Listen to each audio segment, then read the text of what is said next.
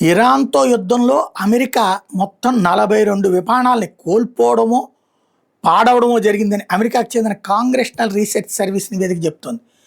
వాటిలో యుద్ధ విమానాలు, MQ-9 రేపర్ డ్రోన్లు, ఆపరేషన్ ఎపిక్ ప్యూరిటీ పేరిట అమెరికా ఏడాది ఫిబ్రవరి 20 నుంచి 28 నుంచి ఇరాన్ మీద దాడులు చేపట్టడం.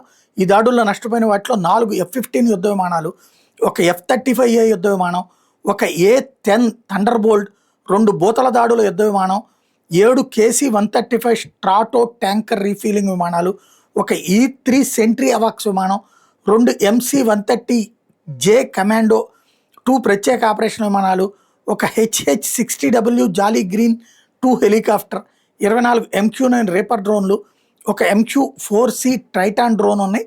CRS అమెరికా కాంగ్రెస్ అట్లాగే ఆ దేశంలోని ఇతర కమిటీలకు విధానపరమైన అంశాల మీద వివరాలు అందజేస్తుంది.